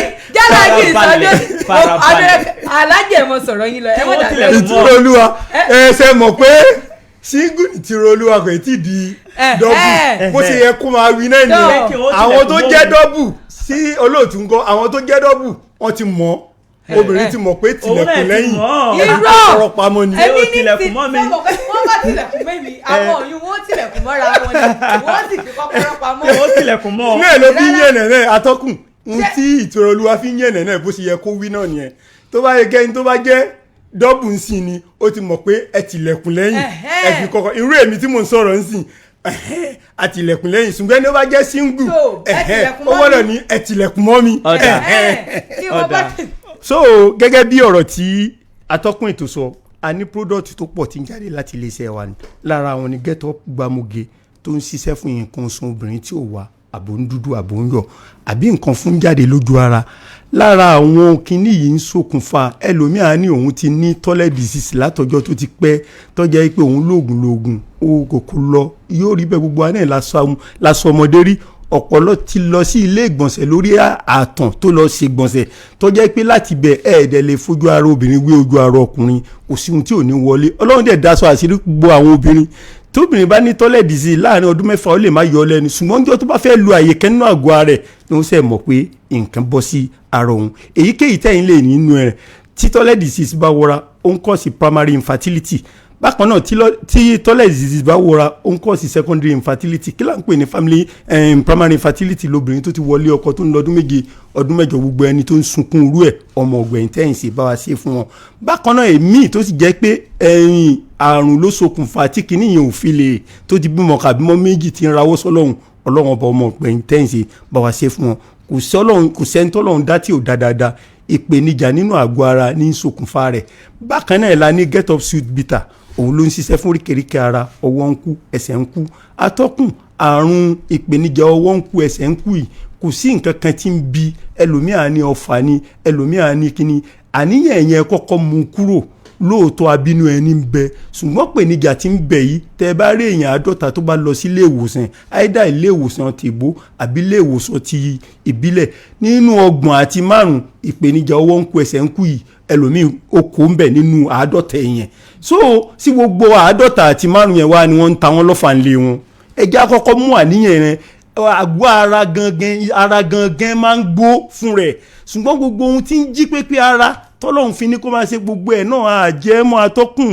òun ní kí n tó jáde lẹ́sìn atọ́kùn síwọ́ fàgbótẹ́lẹ̀ nu ìtura olúwa sọ fàgbótẹ́lẹ̀ nu ẹ wá wo àwọn bàbá Tani àtàwọn bàbá ti jẹta. èmi láàárọ̀ yìí mo ti fún àgbo kí n tó bọ́ ta. ẹ wo àwọn bàbá Tani àtàwọn ti jẹta kò sínú ilé káàárọ̀ òjíire pàápàá jùlọ nílùú kájọlà local government wa káàkiri gbogbo ohun tí ń jẹ́ kánsù mẹ́wẹ̀ẹ́wá tó wà lókè ògùn kò sínú ilé kan tí wọn ò ní fàgbó tẹ́lẹ̀ nu àwọn ìyá Tani àti tìjẹta tí wọ́n bá ti wọ ọmọ kan lójú báyìí ó ní lágbájá báyìí má dé ìlò ogun lẹ̀ tútù fọmọ yìí àárín nǹkan tí ó jẹ obìnrin míì tó fi tọ́ gbogbo ọmọ rẹ̀ kò mọ ohun tó ń jó ogun lẹ̀ tútù. kódà ìjọ ọdún bọ́ bá jẹ̀rẹ̀ sí tán jọ́ kejì báyìí ogun lẹ̀ tútù lẹ́rù. bẹ́ẹ̀ni so ẹ dákun ẹ má jà á fi wòsàn wa dọ́là èyíkéyìí tó lè máa wà nínú àgọ́ ara etí ń wó ọwọ́ ń kú àbí ká máa ṣe ìgbọ̀nsẹ̀ kí nǹkan pupa máa jáde ìgbọ̀nsẹ̀ kí nǹkan pupa máa jáde ó pín sọ́nà méjì àtọkùn ẹlòmíì ń bẹ tó yẹ pé akọ jẹ̀díjẹ̀dí ṣokùnfà rẹ̀ tí ò ní jẹ́ kí nǹkan ọmọkùnrin ó ṣe bó ṣe yẹ kó ṣe yẹ bákan náà ìmíì ń bẹ tó yẹ pé ọgbọ́ ẹnu ló ṣokùnfà rẹ̀ tó yẹ pé jẹ̀díjẹ̀dí la máa pè ọgbẹ́ ẹnu ni tó yẹ pé yóò máa ṣe ìgbọ̀nsẹ̀ nǹkan pupa ó dẹ̀ máa jáde nínú ara rẹ̀ ẹ dákun ẹ má jẹ́ àfihàn wa dọ́là bákan náà la ní ẹ máa ra mọ òun ní ṣiṣẹ́ papọ̀ mọ́ sweet bitter yìí gbogbo oríkèéríkèé ara tí ń ro ni àbá ìró oorun sùn ni bákan náà la wá ní èyí tó ń ṣiṣẹ́ fún ẹ̀yọ́ ṣíṣe ń gbogbo gbà ẹ̀yọ́ ṣíṣe ń gbogbo gbà ó pín sọ́nà méjì àbọ̀nà mẹ́ta ẹlòmíì àrùn báṣepọ̀ láàrin ọkùnrin sóbìnrin ṣokùnfà rẹ̀ tí ó máa ṣẹ̀yọ́ ohun tó yẹ kó ṣe bí ẹ̀kan ó lè lọ bí ẹ̀mẹ́fà lẹ́nu gbàtà ti bẹ̀rẹ̀ ètò yìí bákan náà títọ̀ ṣúgà bá dénú àgọ́ ara ó ṣeé ṣe kó máa ṣe bẹ́ẹ̀ bákan náà àní èyí tó ń ṣiṣẹ́ fún ìfúnpá gíga ẹlòmíì ó lè lọ ṣàyẹ̀wò òun ní ìfúnpá gíga ni tí ò ní rọrùn sùn tètè máa wá tí gbogbo ara máa gbóná tàìró oorun sùn tó bá dẹ̀ ti wọnú àgọ́ ara ó lè kọ́ sí ọ̀dẹ̀ rí ọlọ́run ní dè wá mọ́lẹ̀ bákan náà la wá ní tìlẹ̀kùn lẹ́yìn fi kọ́kọ́rọ́ pamọ́ sọlé dayọ̀ gbogbo létí tìlẹ̀kùn lẹ́yìn bá ti wà ń bẹ́ẹ̀ ìdùnnú ló máa ń jẹ́ tìlẹ̀kùn lẹ́yìn yẹn ni ìtura fẹ́. bẹ́ẹ̀ ni èmi wọ́n ló ní ìdí so fún àǹfààní o ti ní tìlẹ̀kùn mọ́ mi tìlẹ̀kùn mọ́ mi. atọ́kùn fún àǹfààní gbogbo àwọn yẹn wa tó ń gbọ́ wa ní ìlú ìṣẹ̀mílẹ̀ ẹ lọ sọ́dọ̀ Bàsókà níwájú bàbá wa oníṣẹ̀mí ti ìlú ìṣẹ̀mí ẹ̀yin tẹ́ ń gbọ́ wa ní ìlú Ayítẹ̀ ẹ lọ sí ọ̀dọ̀ ìyàwó No Story ní church headquarter bákan náà ní ìlú Ìgàngàn ẹ lọ sí ọ̀dọ̀ Olúkògàn nílé Òyìnlàkù. Òyìnlàkí. wọ́n tún ti correct mi lánàá gbogbo ẹ̀yin ará Àgàngàn ẹ dákun ẹ ṣàforíjì wa because ẹ̀yin ará alé ló lè mú adìẹ funfun nínú sàsùn gbogbo bàbá ṣe pé ẹ bá gbà á bẹ̀. bákan náà ẹ̀yin tẹ̀ ń gbọ́ wa ní ìlú Òkè-Ò ẹ lọ sọ́dọ̀ ìyá Abdulsamad ní ẹgbẹ́ ẹlẹ́yà ológun product wa ti wà ń bẹ̀. bákan náà ẹ̀yin tẹ̀ ń gbọ́ wa ní ìlú Tápà ẹ lọ sí ọ̀dọ̀ àáfà ológun ní ìsàlẹ̀ mùfé ogun wa ti wà ń bẹ̀. ẹ̀yin tẹ́ ń pè mí ní ìlú Gbọ́ra ẹ lọ sọ́dọ̀ Ọbalolúwa pharmacy store ades onílẹ̀kùn compound old filling station ọjà Ìgbọ́ra bákan náà ẹ̀yin tẹ́ ń gbọ́ wa ní ìlú Gbọ́ra bákan náà ẹ lọ sí ọ̀dọ̀ mọ́mí Fridaus ilé abdu ní ìlú Ìgbọ́ra àtàìsàn àtàrùn kò ní fi ṣe yín kò ní fi ṣe gbogbo iléeṣẹ́ olólùfẹ́ sí FM kò ní fi sí ọ̀gá tó dá ìkànnì ilẹ̀ àti gbogbo òṣìṣẹ́ ẹbẹ̀ ẹ̀yin òṣìṣẹ́ ẹbẹ̀ ẹlẹgẹ́lẹ̀ wà ọ ní ọ̀rọ̀ téèyàn bọ̀ á ti sọ̀rọ̀ lèyẹn kápọ̀ ọ̀rọ̀ téèyàn bá ti sọ̀rọ̀ ọ̀rọ̀ ó ti jù yẹn lọ ọ̀rọ̀ tí wọ́n sọ fún yín pé ó yá n tó sọ ìwà tún sọ ọlọ́run ní jẹ́ sọ ọ̀làláhàólà wàlá kùhátà ìlà bìlà ìlẹ̀sìn. ẹ fi pẹ̀lẹ́pẹ̀lẹ́ kẹ́ ẹ fi pe ẹ̀rọ ìbáraẹnisọ̀rọ̀ yín nítorí ọjọ́ ti lọ. ok nọ́mbà tẹ́ pè wá sí ni 090 090 27 27 24 24 91 91 06 06. ẹlẹ́kejì 090 090 63 63 82 82 23 23 70 70 090 090 63 63 82 82 23 23 70 70. àìsàn onífarawa ṣe gbogbo àmín o. tó bí ó ṣe jẹ́ fún títí òní òun náà lẹ ti gbọ́n iléeṣẹ́ Ralac Ventures àwọn ni wọ́n ṣe ètò ẹ̀dínwó oògùn fún gbogbo àwọn ènìyàn tí wọ́n bá lè yọjú sí wọn ní iléeṣẹ́ wọn. ìwọ náà wá kó ìfà tó ń lọ ní iléeṣẹ́ Ralac Ventures láṣẹ Ìdùmarè àìsàn tàbí àrùn kò ní fi àgọ́ ara yín ṣe ibùgbé o láṣẹ Ọlọ́run aláwùrábí ìtura òjàmọ́ relé. ẹni aráalé oníyanṣẹ́ ọlọ́bẹ̀ ṣe gbogbo ẹ̀yin tẹ́ fìfẹ́ bá wa jẹ́ náà báyìí ẹ mà kó àìbínú o ẹ wo òní ọjọ́ àánú ìyún òní ọjọ́rú tó bá ti di aago 7 gẹ́rẹ́gẹ́ sí aago 8 alẹ́ ẹ jẹ́ àjọ pàdé lórí ètò àkótó ọgbọ́n bá ṣe máa ń ṣe àwọn ọ̀rọ̀ tó ń lọ lágbègbè wa àwọn ọ̀rọ̀ tó lè kọ́ wa lọ́gbọ́n tá a fi ní jì sí kòtò lọ́jọ́ mi òun la máa ń bára wa sọ lórí ètò yìí títí di alẹ́ ní aago 7 tájọ pàdé èmi á máa ní ká ní olówó lọ́rẹ̀ẹ́ nílò ọ̀rẹ́ sọ pé kó ta ni lọ́rẹ́ o nítorí ẹ̀ lèmi ìtura ọmọ adéníjì ṣe ń fi àsìkò ìdágbére fún gbogbo ẹ̀yin olólùfẹ́ wa láti lè wí pé títí di ìgbà náà tá a tún pàdé ó dìgbà. tó bí ó ṣe jẹ́ gan-an lẹ́gbọ́n ẹ̀yin ènìyàn wa akínyìn wípé ẹ kárẹ̀ láì ẹ bá wa gbọ́ ìròyìn fún títí òwúrọ̀ òní iná òní tọwọ́ yín bẹ́ẹ̀ ni etí yín kò ní di kò sì ní di ohun tí ẹ máa náwó sí òkè òkè lẹ́múrí sí òkè òkè ní a máa lọ láṣẹ Ọlọ́run Èdùmàrè ní kété tí ìtura Adéníjì tó bá ti ń dìde lórí àga èdè